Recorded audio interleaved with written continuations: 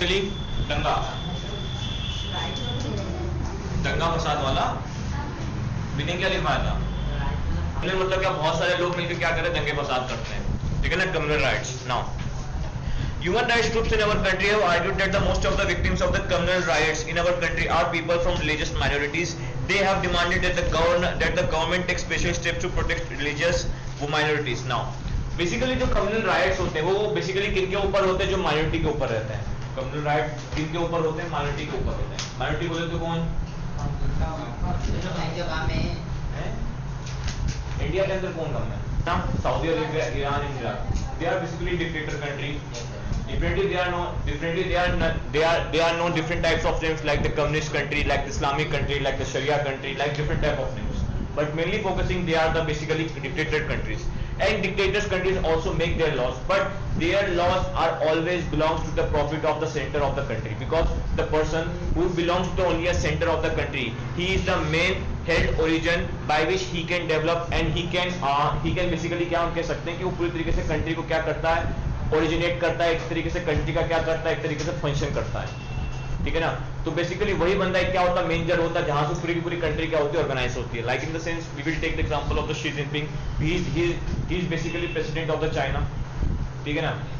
Now they take the example of the Saudi Arabia, where the head of the president position belongs to the royal family. Also in the Qatar, they are dictator countries. But basically dictator countries जब rules and regulations बनाते हैं, तो अपने profit के लिए बनाते हैं। अब वहां पे भी लोग रहते हैं, पीपल्स रहते हैं, तो जब वहां के लोग पीपल्स रहते हैं तो भैया वो पीपल की क्या फायदे हैं, क्या नुकसान है कंट्री के लिए, क्या डेवलपमेंट में, क्या डेवलपमेंट नहीं है, सबको कैलकुलेट करके बनाते हैं। तो हमेशा याद रखना कि ह्यूमन राइट और कॉन्स्टिट्यूशनल राइट में सबसे ज्यादा जो ताकत होती है वो कॉन्स्टिट्यूशनल राइट में होती है, ठीक है ना। Now coming on the topics, इसके अंदर बेसिकली कहना क्या चाहता है, इसके अंदर बेसिकली ये कहना चाहता है कि जब human rights basically human rights कब इंडिया ह्यूमन राइट कमीशन कब बनी थी? इंडिया के अंदर बेसिकली दो कमीशन है, एक नेशनल ह्यूमन राइट कमीशन और एक स्टेट ह्यूमन राइट कमीशन, ठीक है। मुझे डेट याद नहीं आ रहा है यार। हमारे ऑल ओवर कंट्री के अंदर ये देखती है कि भैया किसी भी माइनॉरिटी कम्युनिटी के साथ किसी भी तरीके का क्या हो, भेदभाव ना, ठीक है ना, क्योंकि भैया जहाँ पे लोग रहते हैं वहां पे दंगे भी होते हैं, लड़ाई भी होती है, झगड़ा भी होती है, जहाँ पे प्रेम होता है वहां पे नफरत भी होती है, ठीक है ना। जहाँ पे राम होता है वहां रावण भी होता है। उसी तरीके से इस दुनिया के अंदर जहाँ पे लोग रहेंगे तो वहाँ ऑब्वियसली बात है दंगे फसाद होंगे। अब दंगे फसाद हमारे यहाँ हमारी कंट्री में अदर कंट्रीज के अंदर बेसिकली दंगे फसाद किस पर्पस पे होते हैं? वो बेसिकली धर्म के नाम पे होते हैं, धर्म के पर्पस पे होते हैं। तो भैया हमारे इंडिया के पर्सपेक्टिव में देखा जाए तो धर्म के नाम पे क्या होता है, हम माइनॉरिटीज को क्या करते हैं, मारते हैं, ठीक है ना। Like in the sense in the example of the Jammu and Kashmir, we will take the example of the Jammu and Kashmir, in which area the majority of the people from the era of 1900 to 1960, the majority of the people are the Kashmiri Pandits, but after the 1960 when the article 370 has been regulated, जानते हो ना, हिंदी में बोलता हूं, article 370 जब regulate हुआ तो हुआ क्या, जो वहां की जो माइनॉरिटी कम्युनिटी थी, माइनॉरिटी कम्युनिटी कौन सी थी, बेसिकली मुस्लिम्स थी, और मेजॉरिटी बेसिकली कौन थी, Kashmiri pandits and Buddhist basically कौन, लद्दाख साइड वाले, जो आज आपका बेसिकली ये क्या बन गया है, यूनियन टेरिटरी, और बेसिकली जम्मू एंड कश्मीर के अंदर क्या थे आपके कश्मीरी पंडित ना। हुआ क्या, जब 1960 के अंदर जब आर्टिकल 370 लगा, उसके बाद हुआ क्या, पाकिस्तान ने अपने बहुत सारे क्या बेटे मिलिटेंट्स भेजे। मिलिटेंट्स किसको बोलते हैं, मुजाहिदीन। मतलब क्या, मुजाहिदीन बेसिकली बोला किसको जाता है, जो एक तरीके से टेररिस्ट होता है, जो किसी दूसरी टेरिटरी के अंदर जाके क्या करता है, लोगों को भड़काता है या फिर दंगे फसाद करवाता है, या फिर खून, एक तरीके से खून की होली खेलता है। खून की होली समझते हो ना, पब्लिक को मारना। हुआ क्या, इन लोगों ने, पाकिस्तान ने क्या किया, अपने मुजाहिदीन भेजे, अपने टेररिस्ट भेजे, और इन्होंने क्या किया, जितने भी कश्मीरी पंडित थे, मुस्लिम और ये कश्मीरी पंडित बेसिकली कौन है, हिंदूज, और मुस्लिम बेसिकली कौन है, जो आप वहां बेसिकली माइनॉरिटी में, इन दोनों के बीच में क्या क्या लड़वाया। लड़वाने के बाद क्या हुआ कि जब ये दोनों लड़े तो हुआ क्या भैया कि वहां पे बहुत ज्यादा अनस्टेबिलिटी हुई, ठीक है ना। हमने सोशल डिविजन के फैक्टर्स देखे थे, ठीक है। तो इसी अनस्टेबिलिटी का फायदा उठा के पाकिस्तान ने क्या किया, कश्मीरी का मुद्दा इंटरनेशनल लेवल पे यूएनओ में जाके क्या इसने डिक्लेयर किया, ठीक है ना। इसलिए कश्मीर का इशू हमारे कंट्री के अंदर बहुत ज्यादा क्या एक तरीके से बहुत बड़ा मैटर हो गया है, ठीक है।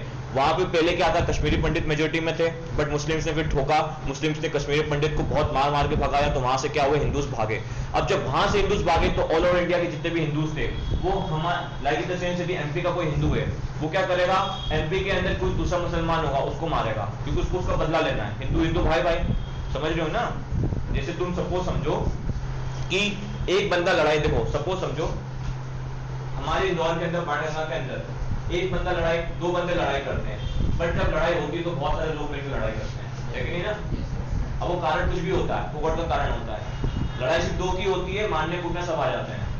उसी तरीके से रियलिटी में भी देखा जाए तो जब रिलीजियस फैक्टर के ऊपर यदि किसी भी तरीके की लड़ाई होती है तो लड़ाई तो सिर्फ नॉर्मली दो लोगों के बीच होती है, बट मारने धारने पिक्चर मार काटने के लिए सब लोग आ जाते हैं। तो उसी तरीके से जब कश्मीर के अंदर जब कश्मीरी पंडितों को मारा गया तो हुआ क्या, गुजरात, एमपी, राजस्थान, महाराष्ट्र, इन सबके हिंदुओं ने क्या किया, वहां जाके जितने भी मुसलमान थे उनको ठोका।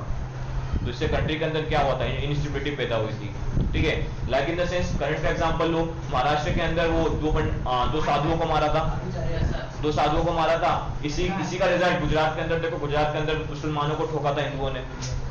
गोधरा कांड देखो 2001 का, जहां पे ना बाबरी मस्जिद जानते हो, बाबरी मस्जिद को जैसे डिसॉल्व किया था, बाबरी मस्जिद को हटाया, तोड़ा था, तो हुआ क्या, ये इधर, बाबरी मस्जिद को हटाया जैसे ही, तो हुआ जैसे कि गुजरात से एक ट्रेन जा रही थी जिसके अंदर सारे हिंदूज बैठे थे, कौन से, आरएसएस वाले, राष्ट्रीय स्वयंसेवक संघ वाले, उनको क्या कहता, मुसलमानों ने जला दिया।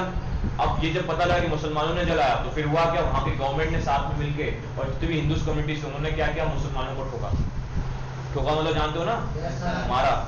तो भैया एक तरीके से क्या हुआ, एक स्मॉल फैक्टर बहुत बड़ी लड़ाई क्या कर देता है, क्रिएट कर देता है। तो ह्यूमन राइट्स हमेशा ये कहती है, यहाँ पे भी समझो कि भैया किसी भी कंट्री के अंदर जब लड़ाई दंगा होती है ऑन द बेसिस ऑफ किस पे, रिलीजन पे, तो हमेशा माइनॉरिटी को दबाया जाता है। हमारी कंट्री में देखो ना, हिंदूज भले मेजोरिटी में, बट माइनॉरिटी में कौन है, आपके मुस्लिम। तो हमारे यहाँ देखो हम किसको दबाते हैं, मुस्लिम्स को दबाते हैं, है कि नहीं। आप घर के अंदर जाओ, उन मुस्लिम्स को बेसिकली हम डिफरेंट नाम से कहते हैं, मुल्ला कहते हैं, कटुआ कहते हैं, न जाने क्या क्या कहते हैं। तो एक तरीके से सही बात नहीं है, तरीके से आप अपनी गलत सोच को क्या कर रहे हो, प्रदर्शित कर रहे हो। आपकी यदि ऐसी सोच रहेगी तो भैया सामने वाला बंदा भी वही चीज सोचेगा, और जब वो दोनों सामने की चीजों के साथ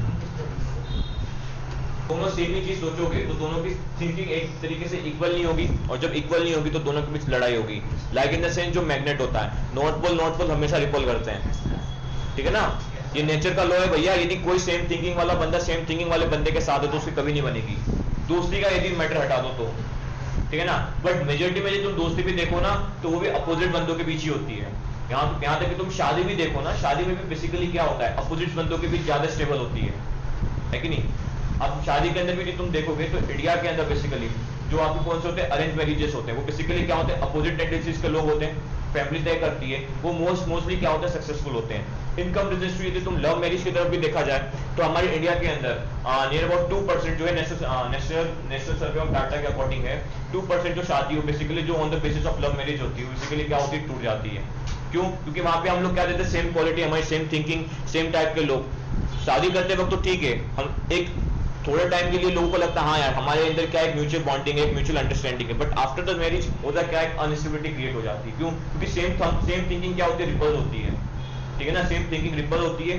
जब रिपल होती है तो एक तरीके से अनस्टेबिलिटी पैदा होती है, ठीक है ना। अब now coming on the topic, जब इन ह्यूमन राइट्स की यदि बात करें तो ह्यूमन राइट्स भी सिमिलरली वही कहते हैं कि भैया कहीं भी दंगे फसाद होते तो वहां पे माइनॉरिटी को दबाया जाता है, ठीक है ना। तो रिलीजन का एक सबसे बड़ा नुकसान क्या है कि भैया माइनॉरिटी को बहुत ज्यादा मारा जाता है, ठीक है। अब माइनॉरिटी हर एरिया के हिसाब से अलग अलग हो जाते हैं, ठीक है।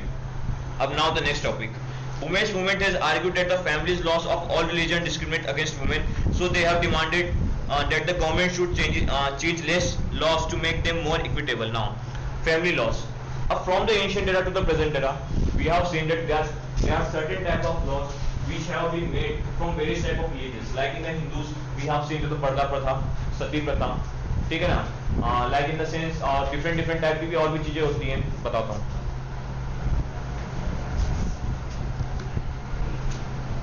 अब हम देखते हैं बेसिकली सर्टेन लॉस। बेटा ये सारी चीजों को डिस्कस भी नहीं करता है गवर्नमेंट की एजुकेशन पॉलिसीज के अंदर। यदि तुम देखोगे तो जो चीजें बताऊंगा इन चीजों के बारे में कोई डिस्कस नहीं करता है, और यही आगे चीजें समाज के अंदर एक तरीके से क्या होती है, दुष्प्रभाव डालती है। Now the facts. सबसे पहले हम देखते हैं जो नॉर्मली चीजें खत्म हो गई है, जो सब जानते हैं। एक है सती, हिंदूज की बात करें सती प्रथा। Second child marriage, child marriage तो भी चल रहा है, ठीक है। रिगार्डिंग टू हम बात करेंगे अभी वुमेन के, क्योंकि वुमेन का पॉइंट है, ठीक है। सती प्रथा हो गया, चाइल्ड मैरिज हो गया, हाँ widow, no widow remarriage, no widow remarriage. उसके बाद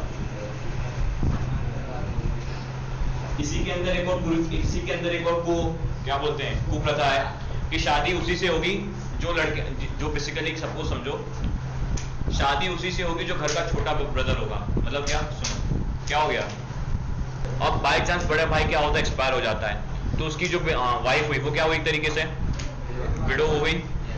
अब सोसाइटी ने उसको बाहर अलाउ शादी करने के लिए किया नहीं है। अब यदि उसको शादी करनी है, ठीक है ना, तो शादी वो कब किससे कर सकती है, उसके छोटे भाई से कर सकती है, उसके सिवा वो किसी और से नहीं कर सकती है, ठीक है ना। हाँ ये हो गया तीसरा, इसी के अंदर एक पॉइंट, हाँ क्या, हाँ ये नियम है, रूल्स थे। चौथा बेसिकली क्या बोला जाता है, ब्राह्मण्स के अंदर एक खाप पंचायत वाला खाप पंचायत का, खाप पंचायत मतलब क्या कि एक गांव के अंदर, गांव के अंदर कोई भी लड़का लड़की, जब एक लड़का लड़की भी सेम गांव के अंदर रहते तो शादी नहीं कर सकते, ठीक है ना। मैं वुमेन्स के खिलाफ बता रहा हूं, ठीक है, लिखूंगा, समझो इधर, समझो khap panchayat. Now the next point और हो गया फिर वुमेन एजुकेशन, ठीक है, women education. No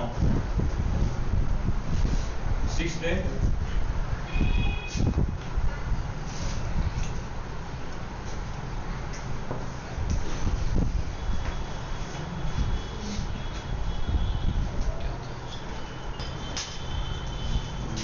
women's periods, seven है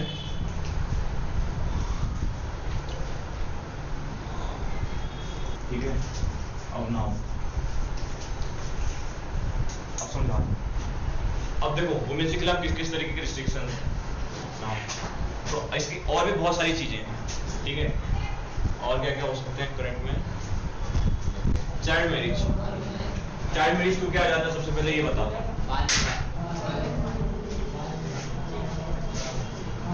चाइल्ड मैरिज क्यों क्या आ जाता है, इसका पहले रीजन क्या है, देखो, हाँ बोलो, मालूम है सबको, कोई है जिसको नहीं मालूम।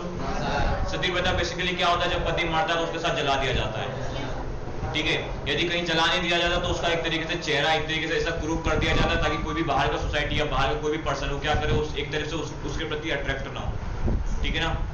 सेकंड होता क्या है, चाइल्ड मैरिज। चाइल्ड मैरिज हुआ कैसे, चाइल्ड मैरिज का ओरिजिनेशन क्या है, इसके पीछे कंसेप्ट ये है कि स्टार्टिंग में तो बेसिकली एजुकेशन था नहीं, ठीक है ना। अब होता क्या था, जितना मैंने लोगों से मिला हूं, जितना मैं समझा हूं, मैं अपने हिसाब से बता रहा हूं, ठीक है ना। लोग पहले बेसिकली क्या होता है, लोग रिलेशंस बनाने में ज्यादा बिलीव करते थे, ठीक है। अब चाइल्ड मैरिज में बेसिकली क्या है कि सपोज समझो यदि एक गांव से दूसरे गांव का रिलेशन बनाना है तो हर जगह तो राखी नहीं बांधी जा सकती, ठीक है ना। बड़े बड़े राजा महाराजा होते हैं तो क्या करते थे, अपने बच्चे बच्ची का रिश्ता तय कर देते थे, ठीक है ना, बहुत ही कम एज में। इसका एक प्रॉफिट ये होता था कि जब लड़का लड़की बड़े होते हैं तो वो क्या होते हैं, एक तरीके से एक रिलेशन में बाइंड होते हैं, तो एक तरीके से इररिस्पॉन्सिबल नहीं होते थे, ठीक है ना, इररिस्पॉन्सिबल नहीं होते थे। लाइक इन द सेंस, आपका एग्जांपल, आप जितनों की चाइल्डहुड मैरिज उस टाइम पे हुई, लाइक इन द सेंस आप देख सकते हो सावित्रीबाई फुले, ज्योतिबा फुले, उनकी भी चाइल्ड मैरिज हुई थी। उसके बाद महात्मा गांधी, कस्तूरबा गांधी, इनकी भी हुई थी, और उनकी भी बहुत पहले, सर्टे एग्जाम्पल्स बता रहा हूँ। बट हुआ क्या, जब ये चाइल्ड मैरिज बहुत ज्यादा लेवल पे फैल गया तो होता क्या नहीं, उन्हें क्या लग गया कि 8 साल 9 साल 10 साल की बच्चों की शादी 62 63 64 साल के बुड्ढों से करवाई जाने लगी, ठीक है, 64 साल के बुड्ढों से करवाई जाने लगी। क्योंकि देखो गरीबी हर वक्त हमेशा क्या होती है, प्रेजेंट होती है, ठीक है। अब भैया सपोज समझो कि लड़की जो होती है, बेसिकली लड़की क्या होती है, उसको अपना घर छोड़ के अगले घर जाना पड़ता है। तो इसी के कारण क्या होने लग गया कि 62 63 64 साल के लोगों से शादी करवाने लग गए। क्यों? क्योंकि वो लोग अमीर होते थे, करवाने लग गए। 3-4 साल बाद वो मर जाता था, मरने के बाद क्या होता था, जो उसके रिश्तेदार होते थे वो लड़की को या फिर सती कर देते थे या फिर लड़की को एक तरीके से भगा देते थे, ठीक है ना। तो ये सबसे बड़ा क्या होने लग गया था, नुकसान होने लग गया था सबसे पहला। सेकंड क्या, सेकंड है फीमेल मोर्टेलिटी रेट, लड़कियों की एक तरीके से क्या होने लग गई थी, मृत्यु दर क्या होने लग गई थी, बढ़ गई थी। क्यों, क्योंकि देखो आप एट द एज ऑफ 9, 10, 11, 12 जब इनकी शादी होती थी तो 15-16 के अंदर नॉर्मली सोसाइटीज के अंदर होता था गोना। गोना सुना है? नहीं सुना है? गोना बेसिकली एक मान लो एक तरीके की प्रोसेस जहां से तुम अपना घर शिफ्ट कर सकते हो तो उसके घर में, ठीक है ना, एक प्रोसेस।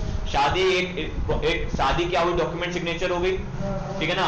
गोना क्या हुआ, ऑफिशियली डिक्लेयर हो गया कि आप उसके घर पे क्या हो रहे हो, जा रहे हो। अब गोना होने के, गोना जब हो जाता था तो एज होती थी क्या, 16-17। जब 16-17 एज हो जाती थी तो जब तक लड़की 18 से 19 होती थी तब तक बेसिकली उसके आने वाले ऑफस्प्रिंग आ जाते थे। तो भैया जब ऑफस्प्रिंग उतनी जल्दी आ जाएंगे तो लड़की जो होती है एक तरीके से क्या होती है, उसकी बॉडी ज्यादा डेवलप नहीं होती थी उस वक्त। बॉडी न डेवलप पाने के कारण होता क्या था भैया, उसकी मृत्यु दर क्या होने लग गई थी, बढ़ने लग गई थी, ठीक है ना। उसके बाद ये हो गया चाइल्ड मैरिज। तीसरा क्या हुआ, नो विडो रीमैरिज।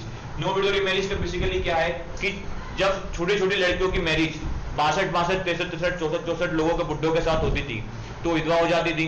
विधवा होने के बाद क्या होता था, उनको या फिर सती कर देते थे या फिर उनको भगा देते थे। तो एक तरीके से उनके साथ इतनी ज्यादा जाति होती थी कि भैया वुमेन जो होती थी वो सोसाइटी के अंदर एक तरीके से बहुत ज्यादा दब गई थी, ठीक है ना। उसके साथ तुमको यदि एग्जांपल देखना है तो यार हिस्ट्री के अंदर नियर अबाउट आप देख सकते हो, किसका टाइम पीरियड, मुगल के टाइम पीरियड में देखना, उसमें तुमको पता लग जाएगा। नाउ सेकंड है खाप पंचायत। खाप पंचायत ने किस तरीके से वुमेन्स का किस तरीके से एक तरीके से आप मान लो वुमेन का एक तरीके से किस तरीके से डिग्रेडेशन किया, ये बता रहा हूँ। खाप पंचायत बेसिकली होती क्या है, जो गांव के अंदर जो लोकल पंचायत होती है उसी को बेसिकली क्या बोला जाता है, हरियाणा की लैंग्वेज और नॉर्मल हमारे नॉर्दर्न स्टेट्स के ऊपर खाप पंचायत। ये क्या करते थे, सुनो,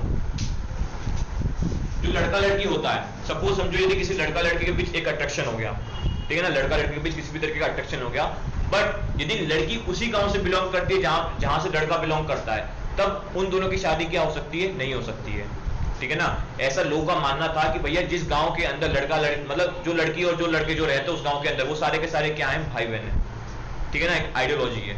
तो भैया जब ये सारे भाई बहन एक साथ रहेंगे तो भैया इन दोनों की शादी कैसे हो सकती है।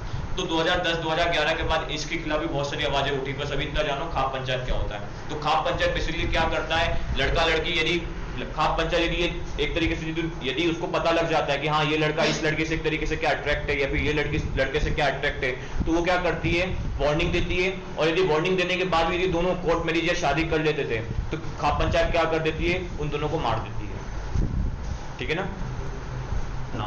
तो इसमें सबसे ज्यादा नुकसान लड़कियों का होता है, लड़कों का नहीं, ठीक है ना। अब एक है वुमेन एजुकेशन।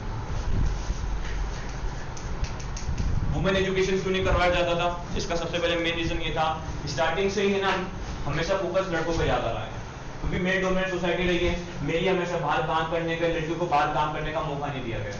इसी के लिए वुमेन की एजुकेशन को भी क्या किया गया, नेग्लेक्ट किया गया। तो वुमेन की एजुकेशन को जब नेग्लेक्ट किया गया तो हुआ क्या भैया कि वुमेन अपने बारे में, अपने हक के बारे में, अपने फ्रीडम के बारे में क्या हो गई, भूल गई। तो एक तरीके से सोसाइटी के अंदर ये क्या हो गई, प्रथा बन गई। प्रथा बन गई तो आने वाली पीढ़ी ने भी क्या किया, एजुकेशन को एक तरीके से क्या किया, हटा दिया, ठीक है ना, वुमेन्स की एजुकेशन को ही हटा दिया। नियर अबाउट राजा राम मोहन रॉय 1829 के पहले वुमेन्स को पढ़ाने क्या था, अलाउ ही नहीं था। किसी भी आश्रम के अंदर वुमेन्स को पढ़ाया ही नहीं जाता था, ठीक है ना। एक इतिहास होता था जहां पे अनुसुईया, अहिल्याबाई सबको पढ़ाया जाता था। अहिल्याबाई, ये वाली अहिल्याबाई नहीं कह रहा हूं, अहिल्या गौतम। अहिल्या गौतम मालूम है कौन है, रामायण में गौतम ऋषि को जानते हो, कौन है, अहिल्या गौतम। कभी रामायण में जब ताड़का का वध होता है तो उसके बाद राम जी विश्वामित्र के साथ जाते हुए पत्थर को टच करते हैं, वो पत्थर जो रहती है ना वो अहिल्या गौतम रहती है, ठीक है ना। तो हमारी इंडियन हिस्ट्री में, इंडियन पुरातन इतिहास में हमेशा वुमेन्स एजुकेशन पे बहुत ज्यादा फोकस किया गया है। बट समाज में करंट, मतलब एक तरीके से करंट क्या बोल सकते हो, एक मेल डोमिनेंट सोसाइटी ज्यादा हो जाने के कारण हमने वुमेन एजुकेशन को एक तरीके से नेग्लेक्ट कर दिया। वो मेल डोमिनेंट सोसाइटी कैसे बनी, हमने मेल को एक तरीके से सोसाइटी के बाहर काम करने के लिए अलाउ किया बट वुमेन्स को नहीं किया। दूसरे कारण हमने वुमेन एजुकेशन के अंदर क्या किया, एक तरीके से नेग्लिजिबल रिजल्ट पैदा किया और वुमेन की एजुकेशन को हमने क्या कर दिया, एक तरीके से अलग कर दिया। नाउ द नेक्स्ट पॉइंट, सामाजिक कुरीतियां। Now the women's periods. होता क्या है, जब 11 to 12 के बाद जब वुमेन्स पीरियड्स, मतलब जब वुमेन्स को पीरियड्स आते थे तो होता क्या था, उनको घर के बाहर रख दिया जाता था। आपने अक्षय कुमार की मूवी भी देखी होगी, सैनिटरी पैड वाली, क्या नाम है उसका, पैडमैन। बैटमैन के अंदर भी आपने देखा होगा कि भैया बेसिकली जब वुमेन्स के बेसिकली पीरियड्स आते थे तो उसको सोसाइटी के बाहर कर दिया जाता था, घर के बाहर कर दिया जाता था, उसके साथ उसको एक मेंटली एक ऐसा व्यवहार किया जाता था ताकि वो क्या हो, समाज के बाहर चले जाए। मतलब क्या, जब घर के अंदर बाई चांस किसी फीमेल को किसी भी तरीके की प्रॉब्लम हुई या फिर उसको पीरियड आ गया तो उसको सोसाइटी के बाहर कर दिया, घर के बाहर कर दिया, और जैसे घर के बाहर किया तो वुमेन की एक सोच ऐसी बन जाती थी कि भैया मेरी फैमिली मुझे क्या करके इज्जत ही नहीं दे रही है, तो अपने आप ही क्या सोचती थी कि मैं समाज के लिए क्या हूँ, बोझ हूँ। साथ ही साथ क्या होता था, ये सुनो, यदि किसी एक साथ ही साथ ये होता था कि जब वुमेन और वुमेन जब बात करती थी, ठीक है ना, वुमेन और वुमेन बात करती थी तो वो अपनी ये म्यूचुअल जो हार्मोनिकल चेंज होती है इसके बारे में बात नहीं करती थी। तो इससे क्या होने लग गया, फीमेल की जो डेथ रेट है, ये भी क्या होने लग गई, इंक्रीज होने लग गई। क्यों? क्योंकि देखो बेसिकली क्या है, जो पीरियड्स है बेसिकली क्या है, नॉर्मल नेचुरल टेंडेंसी है, ठीक है, ये बेसिकली क्या है, नेचर के द्वारा बनाई गई है, ठीक है। अब भैया होता क्या है कि यार सपोज समझो ये तुम इसके रिगार्डिंग किसी भी तरीके इसके रिगार्डिंग यदि तुम प्रिकॉशन नहीं लोगे तो होगा क्या, एक तरीके से क्या होगा, इन्फेक्शन होगा, एक तरीके से क्या हो जाता है, कैंसर हो जाता है। सर्विक्स कैंसर नाम सुना है? हाँ, सर्विक्स कैंसर होने का बेसिकली क्या होता है, इस टाइप के रीजंस के कारण क्या हो जाता है, सर्विक्स कैंसर हो जाता है, ठीक है ना। उसी के साथ साथ ब्रेस्ट कैंसर, न जाने क्या क्या कैंसर होता था। इसके पीछे का मेन रीजन क्या था, क्योंकि मेन रीजन ये था कि हमने फीमेल्स को एजुकेट नहीं किया, फीमेल्स को एजुकेट ना होने क्या बोलते हैं, फीमेल एजुकेट ना हो पाने के कारण हुआ क्या कि वुमेन्स अपनी प्रॉब्लम्स दूसरे अदर वुमेन को बताने में भी क्या हो गई, एक तरीके से असमर्थ हो गई। तो इन सारी कुरीतियों ने वुमेन्स को क्या किया, दबाया। उसके बाद क्या है, वुमेन्स फ्रीडम। हमारी सोसाइटी ने हमेशा वुमेन्स की फ्रीडम को क्या किया है, दबाया है, ठीक है ना। लाइक इन द सेंस राजा महाराजा के टाइम पे तुम देखोगे तो यार जब यदि चार लड़के हैं और एक लड़की है और लड़की सबसे ज्यादा समझदार है तो हमेशा राजा उसी को बनाया जाता था जो लड़कों से बिलोंग करता है, लड़कों में जो एल्डर होगा। तो हमेशा हमने वुमेन्स की फ्रीडम को क्या किया, एक तरीके से दबाया है। उसके बाद बट आज के टाइम पे यदि तुम देखो तो ये सारी कुरीतियां आज भी प्रेजेंट है। सती प्रथा को हटा दो, बाकी तुम ये देखो चाइल्ड मैरिज आज भी होता है, ठीक है, नो विडो रीमैरिज आज भी होता है, ये क्या है, खा पंचायत का केस आज भी चलता है। ह्यूमन एजुकेशन आज भी लड़की को पढ़ाया नहीं जाता है, 10वीं पढ़ाने के बाद शादी कर दी जाती है, 10वीं भी नहीं पढ़ाया जाता है, मैंने ये भी देखा है, ठीक है ना।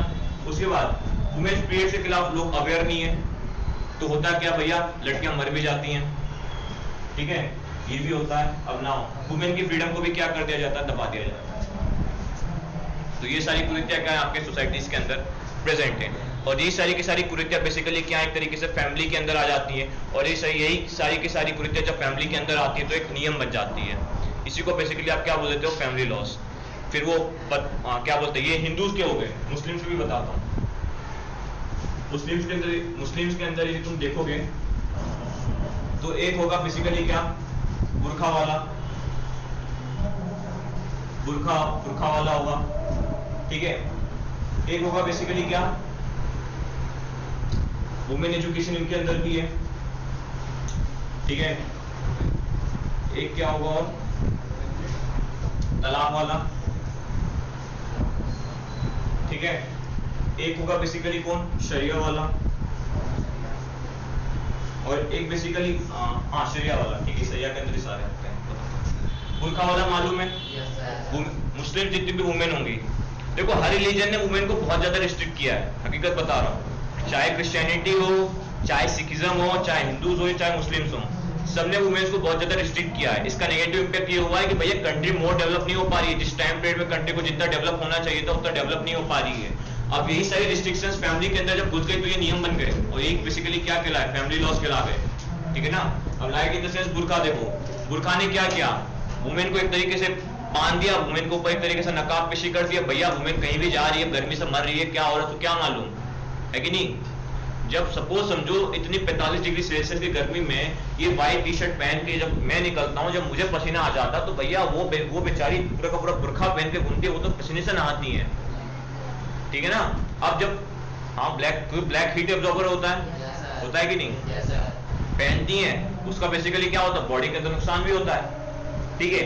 सेकेंड चीज क्या है, वुमेन एजुकेशन। मुसलमानों के अंदर भी बेसिकली वुमेन को एजुकेट नहीं किया जाता है, उसको एक तरीके से क्या बोला जाता है, उसको बेसिकली बच्चा जनने की मशीन बोला जाता है, एक तरीके से क्या होता है, गलत होता है, ठीक है। थर्ड फिट क्या है, और हाँ उसके साथ साथ वुमेन एजुकेशन के साथ साथ जब वुमेन को एजुकेट नहीं करवाया जाता है तो उसकी शादी भी जल्दी करवा देते हैं। शादी करवाने के बाद जब उसके ऑफस्प्रिंग आते हैं तो भैया ऑफस्प्रिंग आने के बाद नियर अबाउट ऑफस्प्रिंग भी कितने वो लोग पैदा करते हैं, नियर अबाउट 10 से 11। मेरा एक फ्रेंड है, उसके खुद के भाई बहन कितने हैं, 10। He belongs to Muslim, basically वो क्या मुसलमान है। मैंने उससे पूछा भैया ऐसा क्यों, तो बोला कि यार मेरे फैमिली के अंदर ऑपरेशन कराना अलाउ नहीं है। ऑपरेशन समझते हो ना, ठीक है। हाँ क्या ट्रिपल तलाक वाला केस मालूम है, क्या होता है? वुमेन बेसिकली देखो मुस्लिम्स के अंदर वुमेन क्या है, डिवोर्स नहीं दे सकती है, बट मेल क्या कर सकते हैं, डिवोर्स दे सकते हैं। डिवोर्स कैसे देंगे, बस 3 बार तलाक तलाक तलाक। ये क्या है, बेसिकली एक इनके रिलीजियस किताब के अंदर लिखा है। यदि मेल ने यदि ये कह दिया कि तलाक तलाक तलाक, तो उसी टाइम पे क्या हो जाएगा, ये दोनों तलाक, ठीक है ना, एक दूसरे से डाइवोर्स हो जाएंगे। अब एक बात बताओ, सुनो, एक लड़का है, ठीक है ना, एक लड़का है, उसने बेसिकली क्या किया, शादी करने के बाद उसने क्या किया, उस महिला को बहुत ज्यादा एक तरीके से प्रत्याडित किया और एकदम से उसको तलाक तलाक तलाक बोल दिया। अब वुमेन तो उससे डाइवोर्स हो गई उसके अकॉर्डिंग। तो अब जब वुमेन उससे डाइवोर्स हो गई, अब उसके बाद वुमेन का स्टेटस क्या बचा, कुछ तो बचा नहीं, क्योंकि भैया बच्चे उसके साथ ही रहेंगे, उसके बाद उसके पास कोई खाने का सोर्स नहीं। क्यों नहीं खाने का सोर्स है, क्योंकि जब वो वुमेन अपने घर की तरफ जाएगी, फैमिली की तरफ जाएगी, तो उसकी फैमिली उसको क्या करेगी, एक्सेप्ट नहीं करेगी। तो एक तरीके से उसकी इकोनॉमिक कंडीशन बड़ी डिग्रेड हो जाएगी। तो इसी कारण भैया हमारे इंडिया के अंदर नियर अबाउट 6 अगस्त 2019 के अंदर तलाक बिल आया था, जिसके तलाक बिल आया था। इस तलाक बिल में ये कहा गया था, यदि कोई मेल वुमेन को तलाक तलाक तलाक कहता है, जब तक वुमेन एग्री नहीं होती है तब तक उस तलाक को इलीगल माना जाएगा, ठीक है ना, और उस मेन के खिलाफ क्या होगा, केस होगा। अब नाउ द शरिया लॉ क्या होता है, बेसिकली मुस्लिम कम्युनिटीज की जो रिलीजियस बुक होती है इस्लाम के अंदर, जो भी गुरु प्रीचेस करके जाते हैं, तो उसी के अंदर एक शरिया लॉ आता है। ये शरिया लॉ बेसिकली क्या होता है, ये बेसिकली वुमेन्स को रिस्ट्रिक्ट करके रखता है कि भैया फीमेल जो है वो बाहर नहीं घूम सकती हैं। फीमेल्स बेसिकली मर्दों के क्या एक तरीके से सेविका है, ठीक है ना। मर्द मतलब इन द सेंस क्या कह रहा हूँ, जो लोग डोमिनेट करते हैं सोसाइटी के अंदर, जो मेल्स डोमिनेट सोसाइटी, जो मेल्स सोसाइटी के अंदर डोमिनेट करते हैं, ठीक है, उनकी सेविका है, घर के एक तरीके से क्या है, बच्चों को संभालने की क्या है, केयर टेकर है, दाई है, ठीक है ना, उनको फैमिली के डिसीजंस लेने में हक नहीं है। तो ये सारे बेसिकली क्या है, शरिया लॉज हैं। वुमेन बाहर घूम नहीं सकती है। यदि कोई भी बेसिकली सपोज समझो, यदि कोई भी वुमेन यदि बाहर घूमते हुए पाई गई तो उसको कोई भी गोली मार सकता है, ठीक है ना, कोई भी उसका रेप कर सकता है, ये इलीगल नहीं है। इस तरीके के लॉज जो होते हैं वो कहाँ है, आपके शरिया लॉज में, ठीक है ना। तो देख लो प्राचीन इतिहास में ये सारी वुमेन्स के ऊपर बेसिकली क्या करके रिस्ट्रिक्शंस डाले गए थे। तो इन्हीं के कारण इंडिया आज भी क्या है, पीछे, ठीक है ना। तो इसी कारण हमारे कंट्री के अंदर on the basis of religion women's की फ्रीडम को क्या किया गया था, रोका गया था, ठीक है ना। और ये डेवलपमेंट में इंडिया की क्या बहुत बड़ी प्रॉब्लम है, ठीक है। नाउ द नेक्स्ट पॉइंट, तो ये सारी चीजें बिल्कुल कर सकती है, बिल्कुल सही है, बट इसके साथ साथ और क्या कर सकती है, वो सबसे ज्यादा यूज कर सकती है अपने मोबाइल का।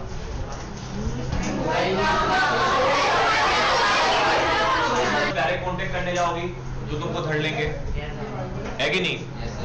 तुम यदि फैमिली को समझाने जाओगे तो समझेंगे नहीं। यदि तुम पंचायत के अंदर जाओगी तो वो भी सुनेगा नहीं, क्योंकि वो भैया उसको वोट कमाना है, वो नहीं सुनेगा। यदि तुम वुमेन ऑर्गेनाइजेशन को जाओगे तो तुम उनसे कांटेक्ट कैसे करोगे, तुम्हें तो मालूम ही नहीं कौन सी ऑर्गेनाइजेशन है कि नहीं। अब बचता क्या, ह्यूमन राइट वालों का भी तुम्हारा एड्रेस नहीं मालूम कहाँ है, तो तुम क्या करोगे फिर, तुम ढूंढोगे मोबाइल। अब मोबाइल पे क्या यूज करोगे, ये देखो, जाना गवर्नमेंट की साइट पे, ठीक है ना, गवर्नमेंट की साइट पे जाना, और वहां पे एक साइट होती है बेसिकली क्या है, जो चाइल्ड मैरिज को क्या करती है, रोकती है, ठीक है ना। मुझे साइट का नाम नहीं याद आ रहा है अभी यार। नेशनल क्राइम को किसी भी साइट तुम गूगल पे डालोगे ना सीधे कि ना कौन शादी को किस तरीके से स्टॉप किया जाता है, चाइल्ड मैरिज का, तो लिंक्स खुलेगी गवर्नमेंट के ऑफिशियल। वहां पे जाकर फटाफट रजिस्ट्रेशन करना, वहां से कॉल बैक आएगा, कॉल बैक करने के बाद क्या करना, फोन करना। फिर वहां से जो पुलिस रीइंफोर्समेंट आती है, उस रीइंफोर्समेंट को कोई नहीं रोक सकता है। क्यों, क्योंकि भैया वो क्या होता है, सबसे सीनियर अथॉरिटी होती है, ठीक है ना। नाउ एक तो एग्जाम्पल होगा कि लड़की किस तरीके से रोक सकते हैं, मोबाइल से। सेकेंड हो सकती है भाग जाए, ठीक है, भाग जाए, और किसी ऐसी जगह चले जाए जहां पे वो अपने आप को क्या कर सकते, सिक्योर कर सके, सिक्योर एंड सेफ। तीसरी चीज ये,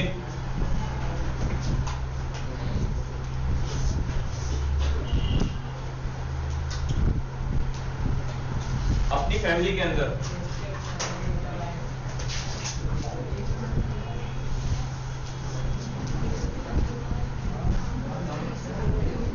अपनी फैमिली को सुसाइड करने की धमकी दे। सुसाइड करने का नहीं बोल रहा हूं, सुसाइड करने की धमकी दे, ठीक है ना? हाँ, कुछ फैमिली ऐसी भी होती है ये मानेंगे मर जा, करना चाहिए, मैं मरने का नहीं कह रहा हूँ, एक्टिंग करना चाहिए, ठीक है, ऑन द ग्राउंड। अब नाउ ये तो नॉर्मली एक लड़की कर सकती है, बट यदि किसी कोई बाहर का व्यक्ति है, यदि उसको शादी रोकना है तो वो कैसे करेगा? भी एक तरीके से ब्यूरोक्रेट ऑफिसर हो, तब तुम क्या करोगे? तुमको यदि अपने एरिया के अंदर शादियां रोकनी है, चाइल्ड मैरिज, तो तुम क्या करोगे? लॉ बनाओगे, लॉ कॉन्स्टिट्यूशन, लॉ बहुत सारे बने हैं। ऐसा नहीं होता है। अभी वाला जो केस बताया, ये केस बताया ताकि लड़की किस तरीके से बचे, ठीक है ना? भैया चाइल्ड मैरिज करना नहीं, पहले बताओ के अंदर चाइल्ड मैरिज रोकनी है, उसके बारे में बात करें। सबसे पहले हमेशा जो गरीब होता है, गरीब जो होता है, बेसिकली चाइल्ड मैरिज वहां होती है जहां पे उसकी फैमिली क्या हो, गरीब हो, ठीक है ना? अब गरीब होने का मेन रीजन क्या, उसके पास पैसा नहीं है।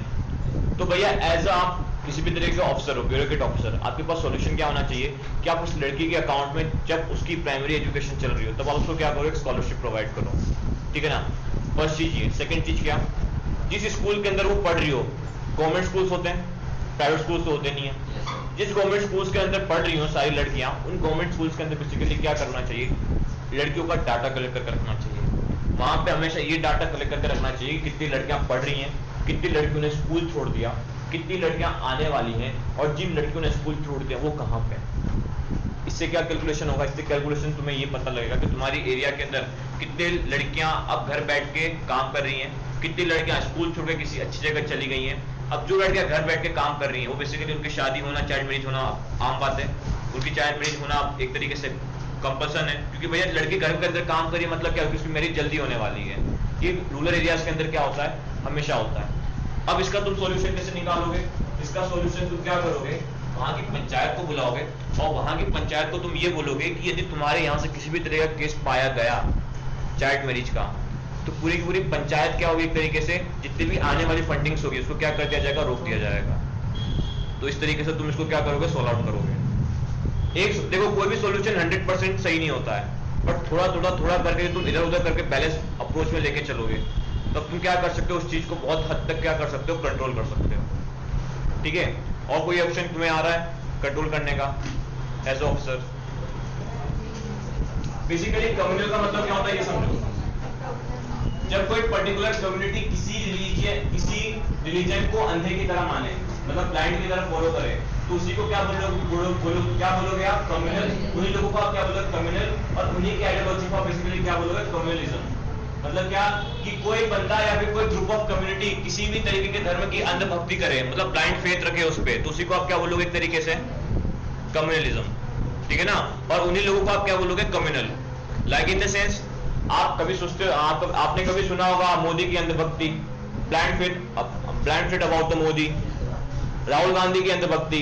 तो ये अंधभक्ति जो होता है ना, ब्लाइंड फेथ, इसी को बेसिकली क्या बोला जाता है, कम्युनल, ठीक है ना? नाउ कम्युनलिज्म जो बेसिकली यदि देखा जाए कंट्री के पर्पज से, तो ये बहुत ज्यादा नुकसानदायक होता है। बोलोगे कैसे? एग्जाम्पल मिटाना, नहीं, गाय का मांस खाना मना है कि नहीं? मुस्लिम के अंदर गाय का मांस खाना अलाउ है, बट सुअर का मांस खाना मना है कि नहीं? हंसने वाली क्या बात है, सही बात है। बट हिंदूज के अंदर सुअर का मांस खाना अलाउ है। अब एक मुसलमान और एक हिंदू साथ में बैठ गए मीटिंग पे, चाय पे चर्चा, वही पान की गुत्ती पे, ठीक है ना? अब बात चली मियां हम तो ये खाते हैं, ठीक है? अब वहीं पे बोलता अरे हम तो पंडित हैं, हम ये नहीं खाते हैं। बोला तुम्हारी हिम्मत कैसे हुई कि तुमने ये बोल दिया?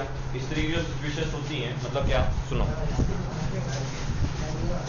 जब हिंदू मुस्लिम्स के अंदर जब धर्म के नाम पे एक दूसरे के धर्म को कटाक्ष किया जाता है, कटाक्ष मतलब क्या, एक दूसरे के धर्म के खिलाफ बातें की जाती है, तो होता क्या है कि एक बंदा अपने धर्म के, मतलब दोनों बंदे अपने धर्म के प्रति क्या एक तरीके से ब्लाइंड फेथ रखते हैं, ठीक है ना। अब यही दो एक दूसरे धर्म की क्या करते हैं, बुराई करते हैं। जब बुराई करते हैं तो होता क्या है, दिमाग खराब होता है। जब दिमाग खराब होता है तो होता क्या है, फिर दंगा होता है, और जब दंगा होता है तो होता क्या है, नुकसान होता है। और इसी के कारण बेसिकली कंट्री के अंदर क्या हो जाती है, इनस्टेबिलिटी हो जाती है। Like in the sense, take the examples of the Hindu and the Muslims. Now Indian Pakistan के अंदर यदि तुम देखोगे तो हुआ क्या, जब कंट्री डिवाइड हुई तो हिंदुओं ने मुसलमान को क्यों मारा, क्योंकि भैया उस टाइम पे मुसलमानों ने क्या किया था, एक तरीके से हिंदुओं को बहुत ज्यादा मारा था। मारा क्यों था, धर्म के नाम पे मारा था। धर्म के नाम पे क्यों मारा था, क्योंकि भैया उस वक्त जब एक तरीके से आप बोल सकते हो रिलीजियस के नाम पे इसलिए मारा था क्योंकि उस वक्त के जितने भी मुसलमान थे उनको ये लग रहा था कि इस कंट्री के अंदर हिंदूज ने क्या करके रखा है, मुसलमानों को दबा के रखा है। अब ये जो उनकी थिंकिंग आई, ये थिंकिंग उनको कहां से आई, उनके पॉलिटिकल लीडर से। उनके पॉलिटिकल लीडर कौन थे, मोहम्मद अली जिन्ना। उन्होंने ये चीजें क्या करी, उनके अंदर दबा दी, और जब ये सारी चीजें लोग के अंदर दबा दी तो लोग मोहम्मद जिन्ना को ब्लाइंडली फॉलो करते थे। उन्होंने मोहम्मद जिन्ना की बात मानी और हिंदुओं को मारना क्या किया, चालू किया। अब जब हिंदुओं को मारा तो अदर हिंदू कम्युनिटीज ने क्या करा, मुसलमानों को ठोका। इस तरीके से क्या हुआ, वायलेंस हुआ, और इसी वायलेंस का बेसिकली क्या होता है, कंट्री के अंदर इंस्टेबिलिटी पैदा कर देती है। तो भैया याद रखना, सिंपल सा कंसेप्ट ये है कि कम्युनलिज्म क्या होता है कि आप किसी भी धर्म या किसी भी कम्युनिटी या फिर किसी भी टाइप के रिलीजन्स को आप क्या करो, ब्लाइंडली फॉलो करो, और वो ब्लाइंडली फॉलो इतना करो कि आप किसी धर्म को क्या करो, एक तरीके से उसको नीचा दिखाओ। तो उसी आइडियोलॉजी को बेसिकली क्या बोलोगे, कम्युनलिज्म, ठीक है ना। लाइक इन द सेंस, यदि आप देखोगे कोविड के टाइम पे भी क्या हुआ था, इस कम्युनलिज्म का एक एग्जांपल दिखा था। जब फर्स्ट कोविड आया था तो डॉक्टर्स जा रहे थे दवाई वैक्सीन लगा, वो बेसिकली क्या आपके वैक्सीन तो उस वक्त आई नहीं थी, मेडिसिन देने। तो उस लाइक इन द सेंस अपने इंदौर में कहां तो मुसलमान रहते हैं, परदेसीपुरा ना, परदेसीपुरा में जिस मौलवी को लोग फॉलो करते हैं, उस मौलवी ने क्या बोल दिया कि इन सारी की सारी दवाइयों के अंदर गाय का क्या है, सॉरी सुअर का क्या है, मांस है ना। सुअर के बेसिकली क्या है, मांस से क्या है, ये दवाई बनी है। अब भैया धर्म, ये लोग जो लोग उस मौलवी को फॉलो करते थे वो उसको ब्लाइंडली फॉलो करते थे, ब्लाइंडली फेथ रखते थे। जब लोगों को ये पता चला तो उन्होंने क्या किया, जितने भी डॉक्टर्स उनका सर फोड़ दिया, और जब डॉक्टर्स का सर फोड़ दिया तो यहाँ से अदर जितने भी बजरंग दल वाले, एबीवीपी, इन सब ने क्या किया, मुसलमानों को ठोका। हुआ कि नहीं। तो भैया अब यहाँ पे ये समझो कि यहाँ पे जो मुस्लिम कम्युनिटी के लोग हैं उनका ब्लाइंडली फेथ किसके ऊपर था, फुलाने के ऊपर। तो यही ब्लाइंडली फेथ बेसिकली क्या कहलाता है, कम्युनलिज्म, ठीक है ना। किसी रिलीजन या किसी भी उस रिलीजन के सिंबल के प्रति आप क्या हो, ब्लाइंडली फेथ हो जाओ, तो उस ब्लाइंडली फेथ के कारण जब आप कंट्री के अंदर इनस्टेबिलिटी पैदा कर दो तो उसी आइडियोलॉजी को आप क्या बोलोगे, कम्युनलिज्म। इसका एग्जांपल इंडिया पाकिस्तान का बुक में, बट मैंने तुमको करंट सिचुएशन से बताया भाई, ठीक है। Now the most common expression of the communism is in everyday beliefs. These routinely involve religious prejudices, stereotypes of religious communities, and belief in the superiority of one's religions over other religions. This is so common that we often fail to notice it even when we believe it. Basically communism आता कहाँ से? ये basically जो पुराने जो सोचे धक्यानुसी जो सोच होती है, उन्हीं सोच को आगे एक तरीके से क्या है, जब पुरानी सोचों को तुम क्या करो, एक तरीके से मान्यता बना लो और लोगों के ऊपर थोप दो, तो होता क्या है, नई चीज और पुरानी चीज टकराती है, और जब नई चीज और पुरानी चीज टकराती है तो होता क्या है, दंगा होता है। अब दंगा कैसे, सुनो, तीसरा तलाक है रिलीजियस, यदि तुम रिलीजियस पॉइंट ऑफ व्यू से सोचो तो भैया तलाक एक तरीके से क्या है, मुसलमानों के अंदर तलाक किस तरह, सुनो यार वो कंफ्यूज कर रहा हूं। यदि किसी भी मुस्लिम फैमिली के अंदर मुस्लिम कपल्स हैं, मुस्लिम कपल्स को यदि तलाक लेना है तो जो रिलीजन बुक है वो क्या कहती है कि जो मेल होगा वो 3 बार तलाक देगा, ठीक है ना। मेल जो होगा वो क्या करेगा, 3 बार तलाक देगा, ठीक है। But now the new constitution, अभी के टाइम पे कॉन्स्टिट्यूशन क्या कहता है, नहीं, जब तक फीमेल एग्री नहीं करती तब तक वो तलाक नहीं दे सकता, ठीक है ना। अब नाउ अब मेरे जैसा अज्ञान व्यक्ति, मैं भी मुसलमान, ठीक है ना, मैं गया, मैंने अपनी बीवी को बोला तलाक तलाक तलाक, उसने मेरे को 4 चप्पल निकाल के मारे, ठीक है ना। 4 चप्पल निकाल के मारे, बोला तेरी हिम्मत कैसे हुई, कॉन्स्टिट्यूशन ने तो ये कहा है। अब हुआ कि हम दोनों के बीच और लड़ाई बढ़ गई, जब और लड़ाई बढ़ गई तो मेरी साइड वाले आ गए, उसकी साइड वाले आ गए, फिर दोनों के बीच लड़ाई हो गई। तो इससे हुआ क्या, इससे ये हुआ कि पुरानी सोच, मेरी पुरानी सोच थी, मेरी जो औरत थी, मतलब मेरी जो वाइफ थी, उसकी नई सोच थी, हम दोनों की सोच क्या हुई, टकराई। टकराने से क्या हुआ, फैमिली के अंदर और डिस्प्यूट अराइज हुआ। तो भैया कम्युनिज्म के अंदर क्या होता है, जो प्रीजुडिशियस होते थे, प्रीजुडिशियस मतलब पुरानी ढकियानुसी सोच, और जो स्टीरियोटाइप्स मतलब एक तरीके से फोकट, एक तरीके से क्या बोलते हो आप हिंदी के अंदर, हिंदी स्टीरियोटाइप्स का मतलब क्या होता है यार, पाखंड होता है, और एक और मतलब होता है स्टेबिलिटी पैदा कर देती है। तो भैया कम्युनिज्म एक तरीके से ये नुकसान करती है कंट्री के अंदर, ठीक है। सेकेंड है भैया, a communal mind often leads to a quest for political dominance of one's own religious community.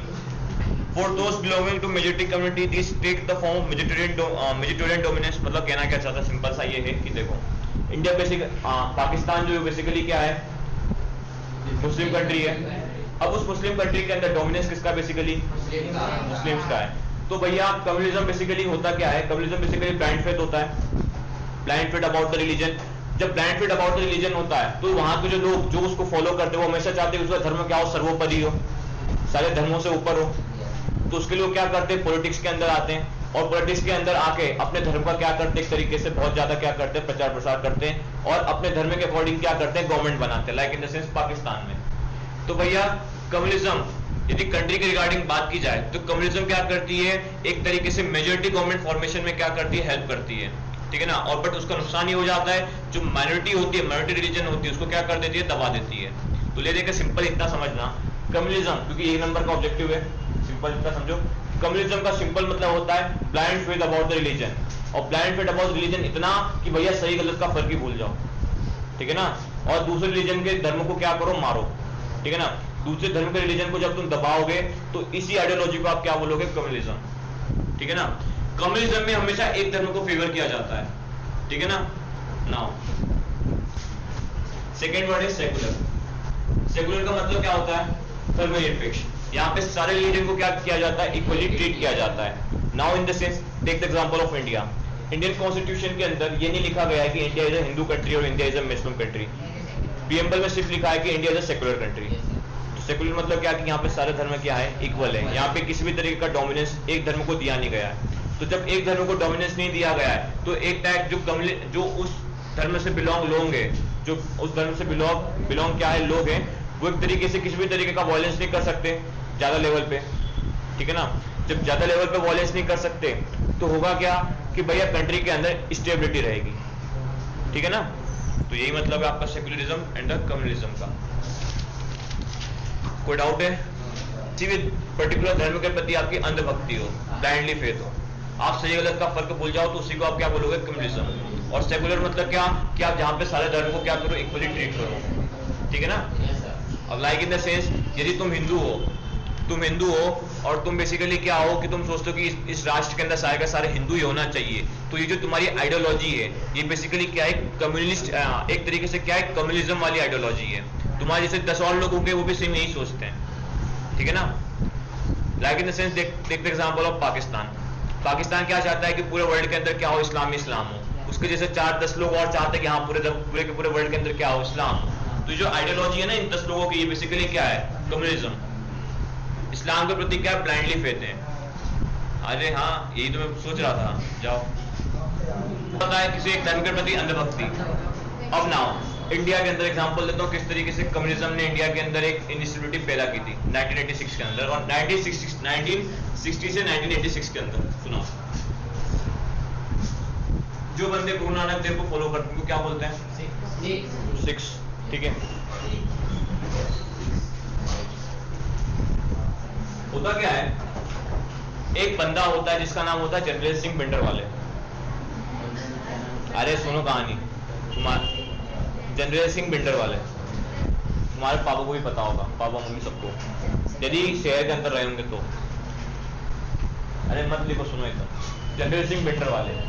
हुआ क्या कहानी के अंदर, ये सुनो, ये जो बंदा था ये बेसिकली क्या था, सिख कम्युनिटी का था, और एक तरीके से क्या था, एक धर्मगुरु था। हाँ, इसने लोगों के अंदर एक बात डाल, इसको लोग बहुत ब्लाइंडली फॉलो करते थे। ब्लाइंडली मतलब क्या कि ये जो बोलता था ना लोग उसकी बात को मानते थे। मतलब यदि दिन को रात बोलेगा तो ये लोग रात ही समझेंगे, यदि रात को दिन बोलेगा तो लोग दिन ही समझेंगे, यदि लोग बोलेंगे कि इसको मारो तो लोग मारने भी पहुंच जाते थे। तो बेसिकली लोग क्या थे, कम्युनिज्म आइडियोलॉजी से क्या थे, पीड़ित थे। अब होता क्या है, जो पिंडर वाले होते हैं ये डिमांड करते हैं कि पंजाब जो है वो इंडिया से क्या हो जाए, सेपरेट हो जाए। पंजाब क्या हो, इंडिया से सेपरेट हो जाए। होता ये है कि जब ये डिमांड करते हैं तो लोग इनकी बातों को क्या करते हैं, ब्लाइंडली फॉलो करते हैं। और जब लोग बोलते हैं हाँ पंजाब क्या हो, इंडिया से सेपरेट हो जाए, जब इंडिया से सेपरेट होगा तो सारे का सारे पंजाबी जाने चाहिए। तो ये लोग क्या करते हैं, ये जो कम्युनिज्म वाले लोग होते हैं ये क्या करते हैं, ये वहां की जितनी भी हिंदू माइनॉरिटीज होती है उस एरिया में उनको मारते हैं। और इतना मारते हैं कि भैया यहाँ जो डीजीपी होता है ना, डीजीपी, उसकी लाश को है ना, जो आपका बेसिकली क्या होता है, वो कौन सा टेम्पल है, गोल्डन टेम्पल, गोल्डन टेम्पल की गेट पे छोड़ के जाते हैं। ठीक है ना। तो कम्युनिज्म से एक तरीके से क्या हुआ, लोग, हाँ दंगे नहीं हुए, सुनो इधर, कम्युनिज्म ने एक तरीके से क्या किया, पंजाब के अंदर इनस्टेबिलिटी पैदा कर दी। ठीक है। अब इसको किस तरीके से ओवरटेक किया गया, इसको ओवरटेक किया था इंदिरा गांधी ने। इंदिरा गांधी ने क्या करी थी, आर्मी भेजी थी। आर्मी ने क्या किया था, ये गोल्डन टेम्पल के अंदर जाके बिंडर सिंह वाले को मारा था, जनवेर सिंह बिंडर वाले, इनको मारा, हाँ इनको मारा था। ठीक है ना। तो याद रखना भैया, कम्युनिज्म जो होता है वो किसी भी कंट्री के लिए बहुत ज्यादा खतरनाक होता है। तुम पाकिस्तान का एग्जांपल देख लो ना, पाकिस्तान के अंदर कम्युनिज्म है तो वहां की कंट्री डेवलप नहीं हो पा रही है, बट इंडिया के अंदर सेकुलरिज्म है तो इंडिया का हो रहा है, डेवलप हो रहा है। ठीक है ना। तुम एग्जांपल ईरान का देख लो, वहां भी कम्युनिज्म है, वहां भी नॉन डेवलप हो रहा है। अब तुम एग्जांपल मुझे बोलोगे दुबई का, यूएई, वहां कम्युनिज्म है, बट वहां पे कम्युनिज्म जो है वो एक धर्म के प्रति है, वो सही है, बट उन्होंने अदर धर्म को दबाने की कोशिश कभी नहीं की है। जिस तरीके से कम्युनिज्म का काम होता है कि अदर धर्म को क्या करे, दबाए। ठीक है। सिंपल सा फंडा, कम्युनिज्म मतलब क्या, बोलो। उन्होंने क्या किया, सोसाइटीज के अंदर जितने भी लोअर कास्ट के लोग थे उनको पढ़ने नहीं दिया। ठीक है ना। जब ये सोसाइटी बनी थी, ये दुनिया बनी थी, हमारे पुराने इतिहास के अंदर कभी ये नहीं कहा गया है कि शूद्रास एंड वैश्यास नहीं पढ़ सकते, शूद्रास एंड वैश्यास नहीं पढ़ सकते, ऐसा कभी नहीं कहा गया है, वो भी पढ़ सकते हैं। ठीक है ना।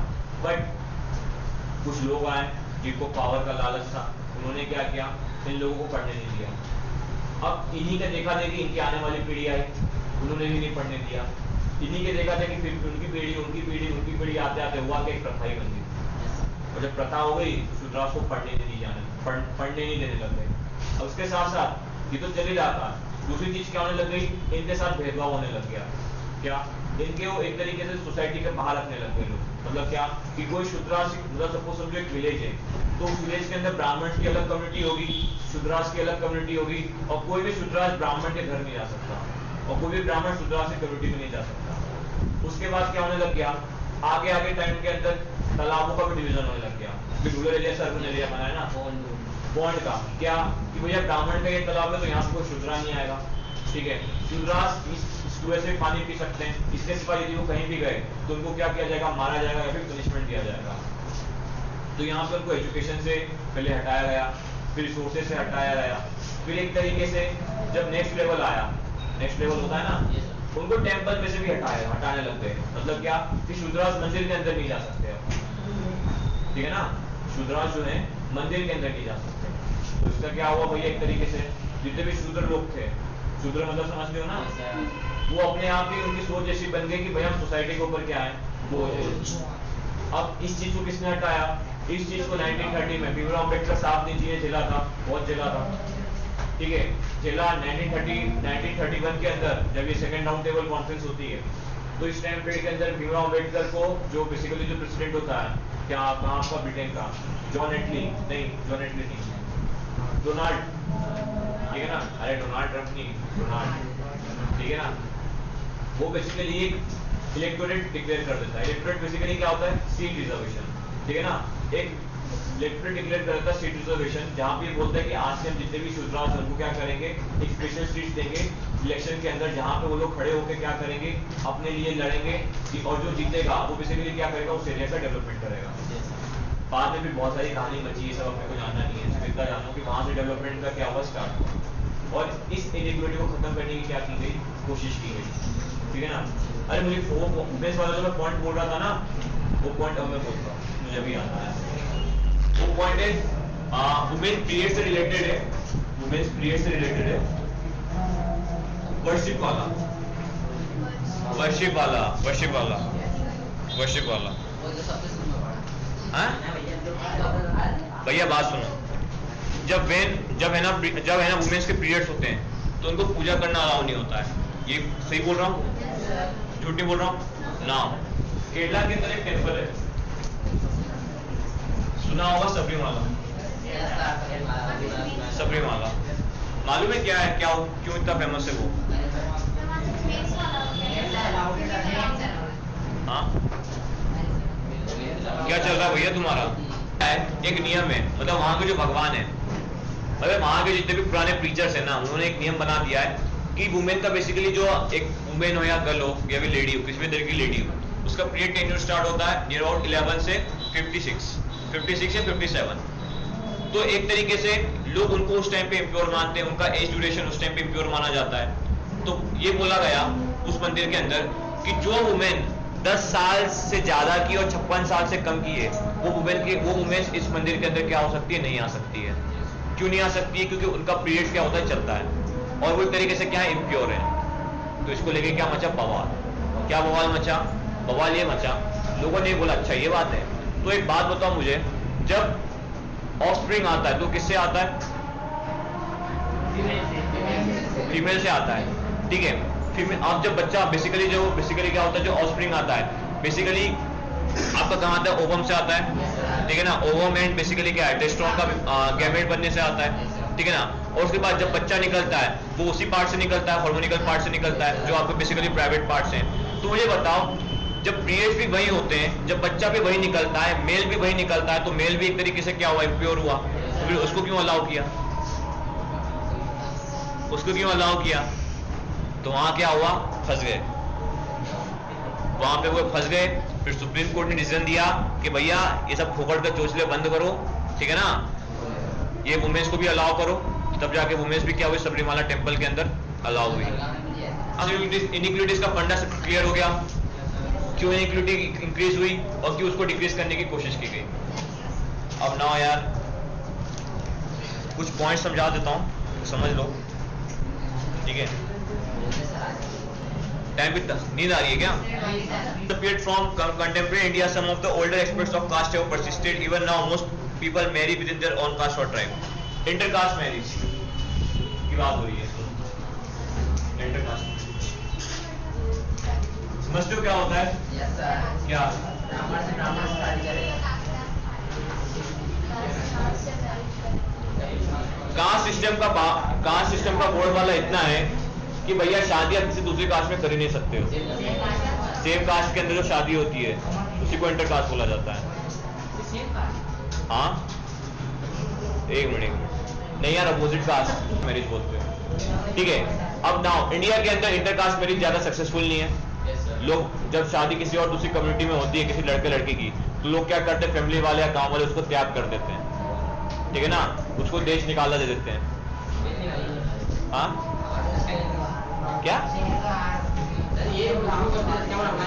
कास्ट को छोड़ के किसी और कास्ट में हो जाए, या फिर किसी लड़की की शादी उसी कास्ट को छोड़ के किसी और कास्ट में हो जाए, तो उसको उस शादी को इंटरकास्ट मैरिज बोलते हैं। वो शादी कैसे होगी, वो या तो लव मैरिज होगी, अरेंज नहीं होती है। अरेंज मैरिज कहाँ से हो जाएगी इंटरकास्ट मैरिज, जरा बताना मुझे। होती है, सक्सेसफुल नहीं है, ठीक है ना। लड़का लड़की को मार देते हैं, लटका देते हैं, घर वाले त्याग देते हैं। मेरे यहाँ केस हुआ था, मैं सुनाता हूँ। एक शर्मा एक देखो, एक लड़का वो शर्मा है, एक लड़की साहू है, ठीक है। दोनों ने भाग के शादी करी, दोनों की फैमिली ने उनको निकाल दिया। हाँ नहीं आने देते हैं, कि फैमिली वाले पकड़ के मार देते हैं जान से। सेकंड होता है कि उनके शादी सक्सेसफुल नहीं हो पाती, क्योंकि बेसिकली लड़के नहीं बंदे होते हैं, ठीक है ना। अब तुम किसी की अपॉर्चुनिटी किसी की अपॉर्चुनिटी तुम अपने सर पे ले रहे हो और तुम्हारे पास जॉब नहीं है, पैसा वैसा नहीं है, तुम उनको क्या खिलाओगे, ठीक है ना। एक और चीज क्या होती है कि जब इंटरकास्ट मैरिज होता है तो एक होता क्या है, सुनो, सोसाइटी के अंदर जो कम्युनिज्म लोग होते हैं, ये क्या कम्युनिज्म लोग जो होते हैं, एक कंसेप्ट मर्ज कर, बताओ या रहने दूं? बोलो सर जाने दो, जाने दो ना, पॉपुलेशन बढ़ा रहे हैं, उसके लोग क्या करते हैं? अरे वो तो ठीक है, और अरे वो भी ठीक है, और इंटर लड़की से शादी कर ली, फिर वहां पे बजरंग दल वाले पहुंच गए, मारा मारी चालू हुई। ये इंडिया में इंटरकास्ट मैरिज की स्टेटस है, ठीक है ना? तो भैया इंटरकास्ट मैरिज हमारी सोसाइटी के अंदर एक कास्ट इनइक्वालिटी को क्या करता है, शो करता है कि ना इंटरकास्ट मैरिज हमारी सोसाइटी के अंदर एक तरीके से अच्छे तरीके से लागू नहीं है, ठीक है ना? लोग अलाउ नहीं करते हैं, यहाँ तक कि मेरी फैमिली में लोग अलाउ नहीं करते हैं, आपकी फैमिली में भी अलाउ नहीं करेंगे, नहीं करते ना? बस candidates in elections, they keep in mind the caste composition of the electorate and nominate candidates from different caste to muster necessary support to win elections. होता क्या है कि सपोज समझो महाराष्ट्र के अंदर बेसिकली कौन है, ज्यादातर मेजोरिटी में ओबीसीज हैं, है ना, मराठी हैं। पंजाब के अंदर मेजोरिटी किसकी है, सिख्स की है।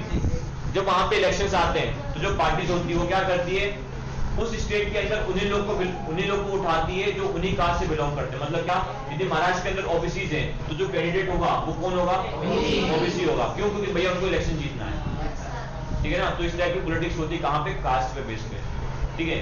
तुम पंजाब के अंदर जाओ, पंजाब के अंदर तो कभी भी सीएम नहीं देखोगे कोई हिंदू बना है, हमेशा वहां पे सारे सिख ही बने। हाँ, जाना पंजाब की हिस्ट्री देख लेना। Sentiment to muster support, some political parties are known in favor, some caste are seen in representative. Obviously बात है यार, जब तुम्हारी ओबीसी कास्ट में से कोई बंदा खड़ा कर देगा तो सारी की सारी ओबीसी वोटिंग किसको जाएगी, ओबीसी वाले को। तो वही पॉलिटिकल पार्टी क्या करती है, लोग घर घर जाती है, बोलता है आप ही की जात का बंदा खड़ा है, आप इन्हीं को वोट दें।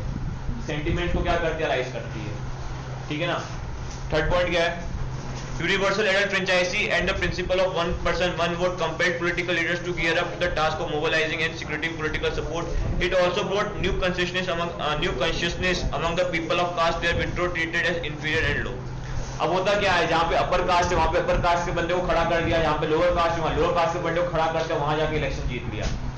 Like in the sense Bihar के अंदर क्या होता है, यदि एक गांव है उसके अंदर ब्राह्मण ज्यादा है तो हम याद रखना है वहां से कैंडिडेट ब्राह्मण नहीं होगा, कोई दलित नहीं होगा।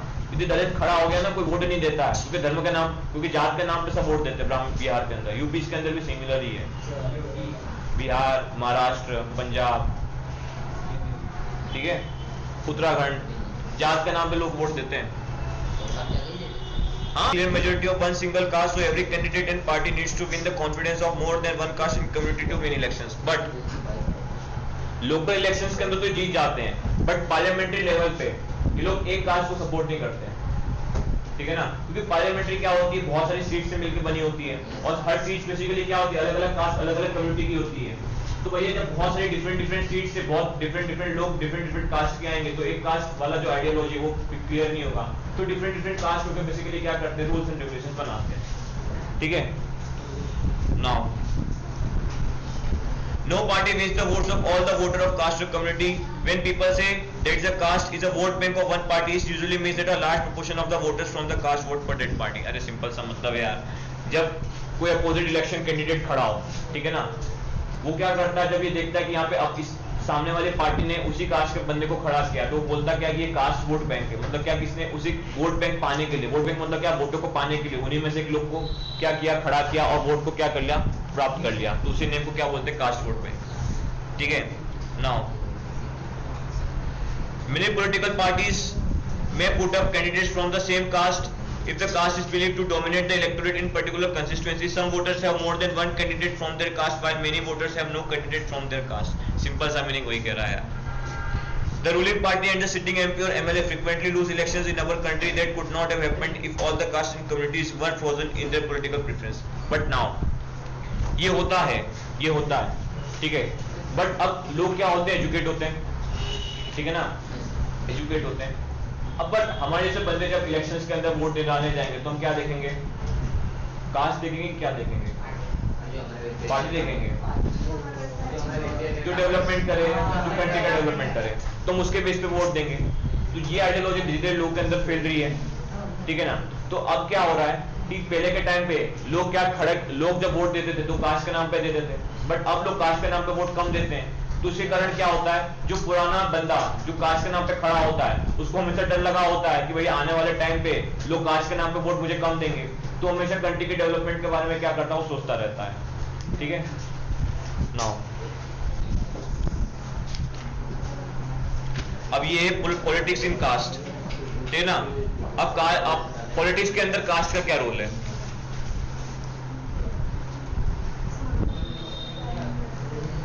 पढ़ लेना यार, समझ में आ जाएगा।